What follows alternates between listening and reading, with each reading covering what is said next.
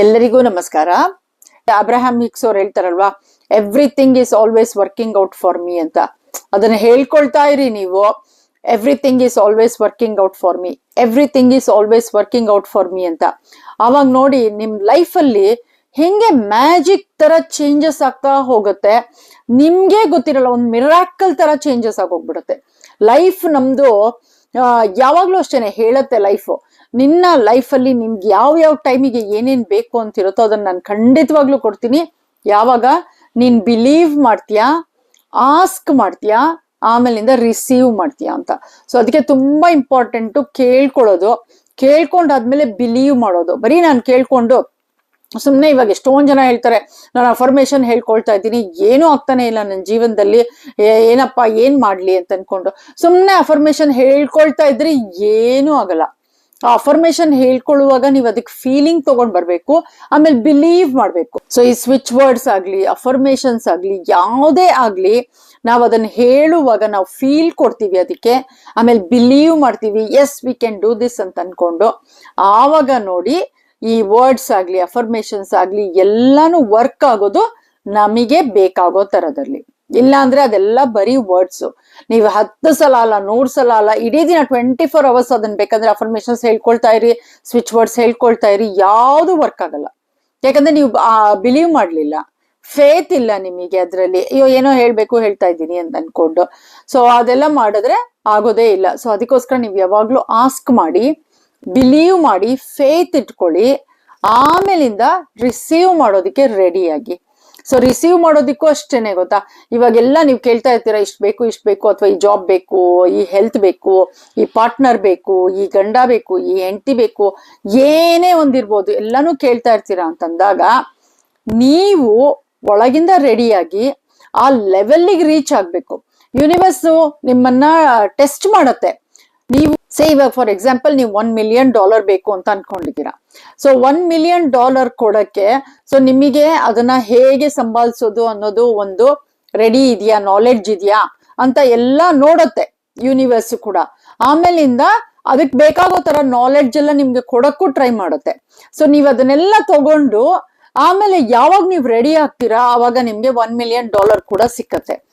But ನೀವು $1 million ಕೊಟ್ಟು ನಿಮಗೆ ಅದ್ರ ಬಗ್ಗೆ ನಾಲೆಡ್ಜೇ ಇಲ್ಲ, ಅದನ್ನ ಹೇಗೆ ನೀವು ಆ ದುಡ್ಡನ್ನ ರೆಸ್ಪೆಕ್ಟ್ ಮಾಡ್ಬೇಕು, ಹೇಗೆ ಅದನ್ನ ನೋಡ್ಕೊಳ್ಬೇಕು ಅಂತ ಏನು ಗೊತ್ತಿಲ್ಲ ಅಂದಾಗ ಅವಾಗ ಯೂನಿವರ್ಸ್ ಅನ್ನತ್ತೆ, ನಾನು ಎಲ್ಲಾ ತರ ನಿನಗೆ ಗೈಡ್ ಮಾಡ್ತಾ ಇದ್ದೀನಿ, ಆಪರ್ಚುನಿಟಿ ಕೊಡ್ತಾ ಇದ್ದೀನಿ ಅದನ್ನ ನೋಡ್ಕೊಳ್ಳೋದಿಕ್ಕೆ ಅಂತ. ಯಾಕಂದ್ರೆ ಎಲ್ಲ ನಾವ್ ಏನ್ ಥಾಟ್ಸ್ ಬರುತ್ತೆ ನಮಗೆ, ಅಥವಾ ಒಂದು ಡ್ರೀಮ್ ಬರತ್ತಲ್ವಾ, ಇಂಥದ್ದು ನನಗ್ ಬೇಕು ಅಂತ, ಅವಾಗ ಅದು ಪ್ಯಾರಲಲ್ ಯೂನಿವರ್ಸ್ ಅಲ್ಲಿ ಆಲ್ರೆಡಿ ಇರತ್ತೆ. ಅದು ಇಲ್ದೆ ಹೋದ್ರೆ ಆ ಪ್ಯಾರಲಲ್ ಯೂನಿವರ್ಸ್ ಅಲ್ಲಿ ಅದಿಲ್ಲ ಅಂತಂದ್ರೆ ನಮಗೆ ಅದ್ರ ಥಾಟ್ಸು ಬರಲ್ಲ, ಅದ್ರ ಡ್ರೀಮು ಬರಲ್ಲ, ಏನು ಬರಲ್ಲ ಗೊತ್ತಾ. ಯಾಕಂದ್ರೆ ನಾನು ಅನ್ಕೊಂಡಿರ್ತಾರ ನನ್ ಡ್ರೀಮ್ಸಿನ ತರ ನಿಮ್ ಡ್ರೀಮ್ ಇರಲ್ಲ, ನೀವ್ ಅನ್ಕೊಂಡಿರ್ತಾರ ನಿಮ್ಮ ಪೇರೆಂಟ್ಸ್ ಡ್ರೀಮ್ ಇರಲ್ಲ, ಅಥವಾ ನೀವ್ ಅನ್ಕೊಂಡಿರ್ತಾರ ನಿಮ್ ಗಂಡನ್ ಡ್ರೀಮ್ ಇರಲ್ಲ, ನೀವ್ ಅನ್ಕೊಂಡಿರ್ತಾರ ನಿಮ್ಮ ಅಕ್ಕ ತಂಗಿ ಅಣ್ಣ ತಮ್ಮ ಯಾವ್ದು ಡ್ರೀಮ್ಸ್ ಇರಲ್ಲ. ಎಲ್ಲಾರ್ದು ಅವ್ರವ್ರದ್ದು ಇಂಡಿವಿಜುವಲ್ ಡ್ರೀಮು, ಅವ್ರ ಇಂಡಿವಿಜುವಲ್ ಡಿಫ್ರೆಂಟ್ ಆಗಿರತ್ತೆ ಅವ್ರ ಡ್ರೀಮ್ಸ್ ಎಲ್ಲಾನು. ಸೊ ಅದಕ್ಕೋಸ್ಕರನೇ ಯಾವಾಗ್ಲೂ ನಮ್ಗೆ ಏನಾದ್ರು ಒಂದು ಥಾಟ್ಸ್ ಬಂತು, ಅಥವಾ ಏನಾದ್ರು ಒಂದು ಡ್ರೀಮ್ ಬಂತು, ನಾನು ಇದನ್ನ ಮಾಡ್ಬೇಕು ಅಂತ. ಸೇ ಫಾರ್ ಎಕ್ಸಾಂಪಲ್ ಒಂದ್ ಕೆಲ್ಸಕ್ಕೆ, ಸೊ ನೀವೇನೋ ಒಂದು ಕೆಲಸ ಮಾಡ್ಬೇಕು, ನಾನು ಇವಾಗ ಗವರ್ಮೆಂಟ್ ಸ್ಕೂಲಲ್ಲಿ ಟೀಚರ್ ಆಗ್ಬೇಕು ಅಂತ ಅನ್ಕೊಂಡಿದೀನಿ ಅಂತ ನಿಮ್ಮ ಡ್ರೀಮ್ ಇತ್ತು ಅಂತಂದ್ರೆ, ನೀವು ಅದನ್ನ ಫುಲ್ ಫೀಲ್ ಇಂದ ಅದನ್ನ ಯಾವಾಗ್ಲೂ ನಾನು ಆಗ್ತೀನಿ ಅಂತ ಅನ್ಕೊಳ್ತಾ ಇದ್ದಾಗ ಖಂಡಿತವಾಗ್ಲೂ ಆ ಥಾಟ್ ನಿಮಗ್ ಬಂದಿದೆ ಅಂತಂದ್ರೆ ನಿಮ್ಮ ಪ್ಯಾರಲಲ್ ಯೂನಿವರ್ಸ್ ಅಲ್ಲಿ ಅದು ಆಲ್ರೆಡಿ ಇದೆ. ಸೊ ಜೋ ಡಿಸ್ಪೆನ್ಸಾ ಅವ್ರು ಹೇಳ್ತಾರಲ್ವಾ ಆ ತರ. ಸೊ ಆಲ್ರೆಡಿ ಆ ಪ್ಯಾರಲಲ್ ಯೂನಿವರ್ಸ್ ಅಲ್ಲಿ ಅದು ಇದೆ. ಈವನ್ ಬಾಬ್ ಪ್ರಾಕ್ಟರ್ ಕೂಡ ಇದನ್ನೇ ಹೇಳ್ತಾ ಇದ್ದಿದ್ದು. ಸೊ ಅದಿಲ್ಲ ಅಂತಂದ್ರೆ ನಿಮಗೆ ಆ ಥಾಟೇ ಬರಲ್ಲ. ಸೊ ಅದರಿಂದ ನಿಮಗೆ ಏನಾದ್ರು ಒಂದು ಥಾಟ್ಸ್ ಬಂತು, ಒಂದು ಡ್ರೀಮ್ಸ್ ಬಂತು ಅಂತಂದ್ರೆ ಖಂಡಿತವಾಗ್ಲೂ ತಿಳ್ಕೊಳ್ಳಿ ಪ್ಯಾರಲಲ್ ಯೂನಿವರ್ಸ್ ಅಲ್ಲಿ ಅದಿದೆ. ನಾವು ಅದನ್ನ ಅಚೀವ್ ಮಾಡೋದಿಕ್ಕೆ ರೀಚ್ ಆಗ್ಬೇಕು ಆ ಲೆವೆಲ್ಗೆ. ನಮ್ಮ ವೈಬ್ರೇಷನ್ಸ್, ಆ ಫ್ರೀಕ್ವೆನ್ಸಿ ಆ ಜಾಬ್ ಇಂದು ಲೆವೆಲ್ಗೆ, ಅಥವಾ ಎಕ್ಸಾಂಪಲ್ ಜಾಬ್ ಅಷ್ಟೇನೆ, ಬಟ್ ಯಾವ ಫೀಲ್ಡಿಗೆ ಬೇಕಾದ್ರೂ ತಗೊಳ್ಬಹುದು ನೀವು ಇದನ್ನ, ಅಥವಾ ಯಾವ ಏರಿಯಾಸ್ ಆಫ್ ಯುವರ್ ಲೈಫಿಗೂ ತಗೋಬಹುದು ಇದನ್ನ. ಸೊ ನಮ್ಮ ಫ್ರೀಕ್ವೆನ್ಸಿ, ಆ ಫ್ರೀಕ್ವೆನ್ಸಿಗೆ ನಾವು ರೀಚ್ ಆಯ್ತು ಅಂತಂದ್ರೆ ಡೆಫಿನೆಟ್ಲಿ ಯೂನಿವರ್ಸ್ ಅದಕ್ಕೆ ಬೇಕಾಗೋ ತರ ಎಲ್ಲಾ ಜನಗಳನ್ನ, ಎಲ್ಲಾ ತರದ್ದು ಸರ್ಕಮ್ಸ್ಟೆನ್ಸಸ್ ಎಲ್ಲಾನು ತಂದ್ಕೊಡತ್ತೆ. ಆಮೇಲಿಂದ ನೀವು ಆ ಹೈ ಫ್ರೀಕ್ವೆನ್ಸಿ ರೀಚ್ ಆಗಿದ ತಕ್ಷಣ, ಆ ಜಾಬ್ ಇಂದು ಫ್ರೀಕ್ವೆನ್ಸಿ ರೀಚ್ ಆಗಿದ ತಕ್ಷಣ ಅಥವಾ ಆ ಹೆಲ್ತ್ ಇಂದು ಫ್ರೀಕ್ವೆನ್ಸಿ ರೀಚ್ ಆಗಿದ ತಕ್ಷಣ ನಿಮಗೆ ಅದು ಸಿಕ್ಕತ್ತೆ. ಸೊ ನಿಮಗೆ ಏನಾದ್ರು ಒಂದು ಥಾಟ್ಸ್ ಬರ್ತಾ ಇದೆ, ಒಂದು ಡ್ರೀಮ್ಸ್ ಬರ್ತಾ ಇದೆ ಅಂತಂದ್ರೆ ಖಂಡಿತವಾಗ್ಲೂ ಅದ್ರ ಬಗ್ಗೆ ಗಮನ ಕೊಡಿ.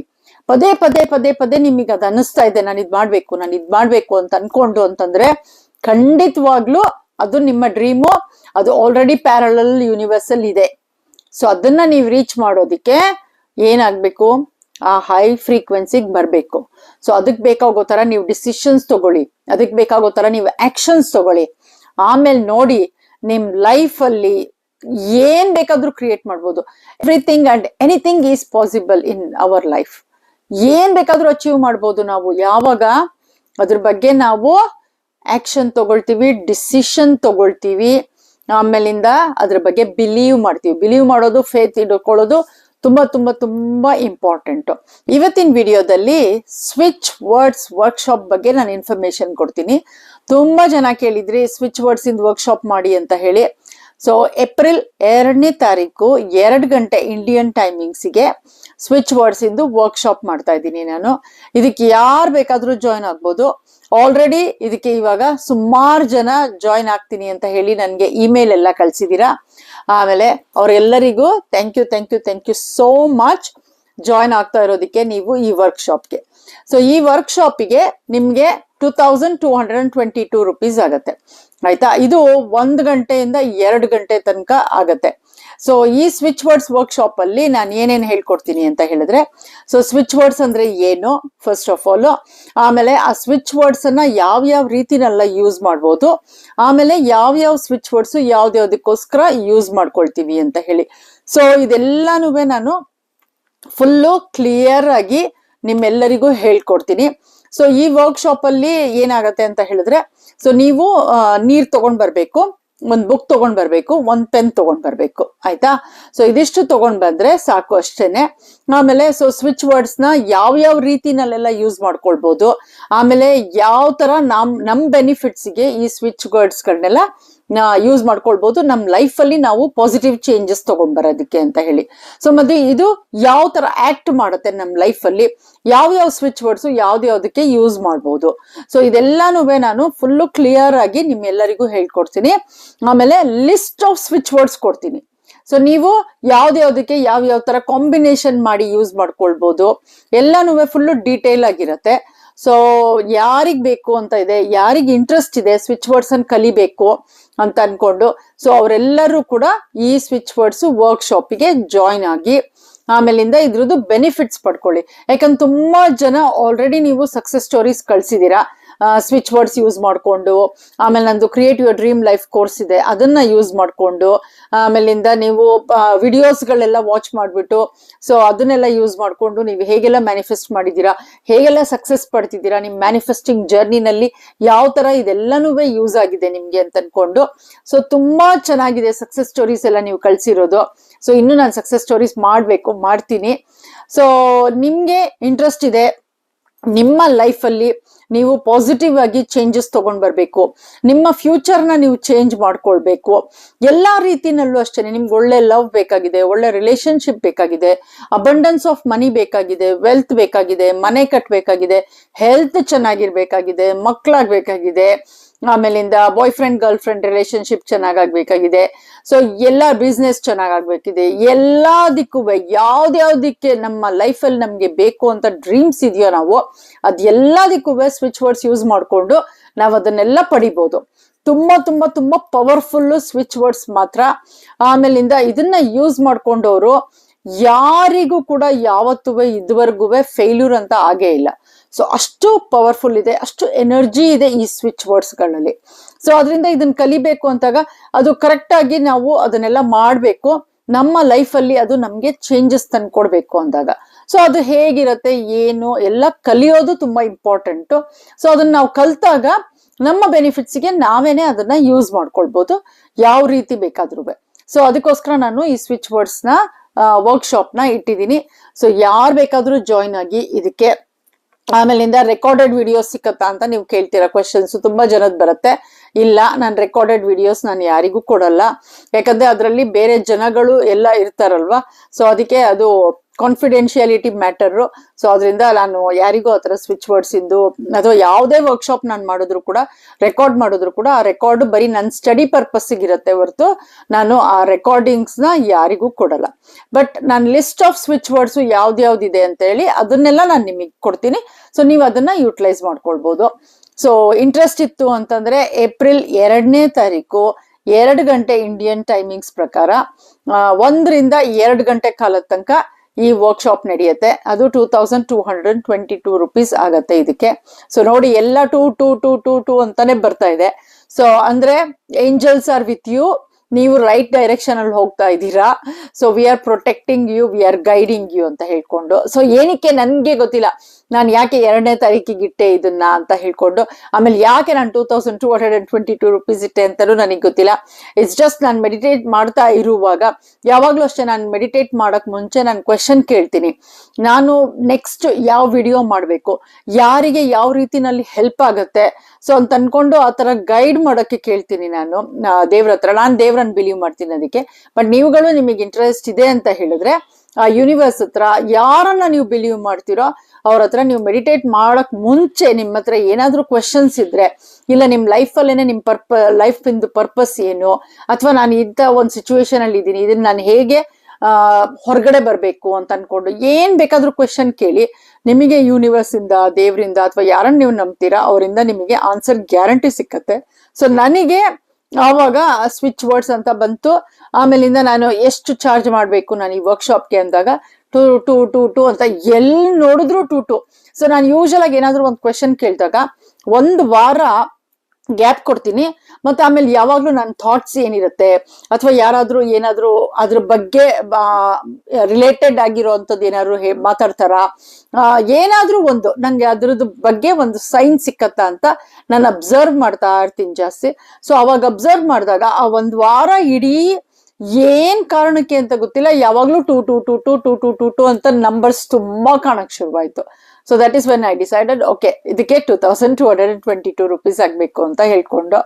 ಸೊ ಹಂಗೆ ಆಮೇಲೆ ಆ ಟೈಮು ಅದೆಲ್ಲಾನು ನಾನು ಯೋಚನೆ ಮಾಡ್ತಾ ಇರುವಾಗ ಎಲ್ಲಾನು ಬರೀ 2 ಅಂತಾನೆ ಬರ್ತಾ ಇತ್ತು. ಇಲ್ಲಾಂದ್ರೆ ನಾನು ಆಕ್ಚುಲ್ ಆಗಿ ಮಾರ್ಚ್ ಅಲ್ಲಿ ಇಡ್ಬೇಕು ಅಂತ ಅನ್ಕೊಂಡಿದ್ದು ಗೊತ್ತಾ. ಸೊ ಬಟ್ ಏನಕ್ಕೆ ಅಂತ ಗೊತ್ತಿಲ್ಲ, ಏಪ್ರಿಲ್ 2 ಅಂತಾನೆ ಬಂತು ಅದು.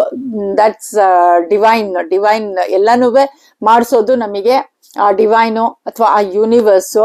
ಸೊ ಯಾವ್ದು ಏನೇ ಒಂದು ಇವಾಗ ನಿಮಗೆ ಈ ಸ್ವಿಚ್ ವರ್ಡ್ಸ್ ಇನ್ ವರ್ಕ್ಶಾಪ್ ನಿಮ್ಗೆ ಬೇಕು ಅಂತ ಇದೆ ಅಂತಂದ್ರೆ, if you are ready, main ಆಗಿ ಯಾವುದೇ ವರ್ಕ್ಶಾಪ್ ಆಗ್ಲಿ, ಯಾವುದೇ ಸೆಮಿನಾರ್ ಆಗ್ಲಿ, ಯಾವುದೇ ಕೋರ್ಸ್ ಆಗ್ಲಿ, ಏನೇ ಒಂದು ನಾವು ಮಾಡ್ತೀವಿ ಅಂತಂದಾಗ್ಲೂ ನಾವು ರೆಡಿ ಇರ್ಬೇಕು.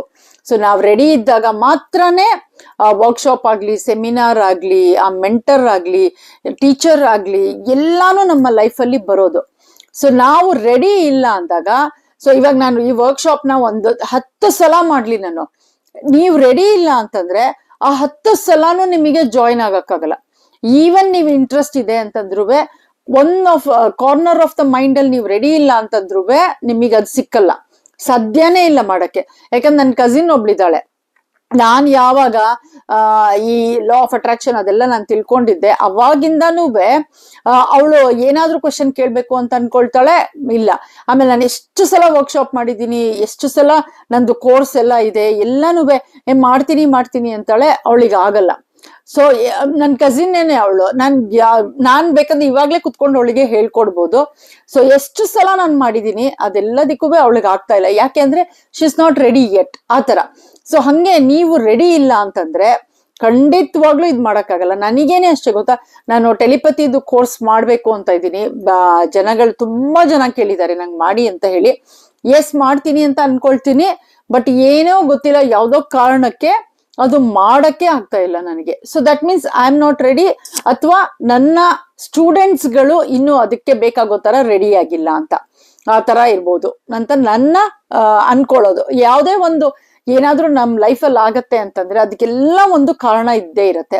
ಸೊ ಇವಾಗ ನಾನು ನೋಡಿ ಇದು ಅಡ್ವಾನ್ಸ್ಡ್ ಬ್ಯಾಚ್ಗೆ ನಾನು ಮಾಡ್ಬೇಕು ಅಂತ ಅನ್ಕೊಂತಾ ಇದ್ದೀನಿ.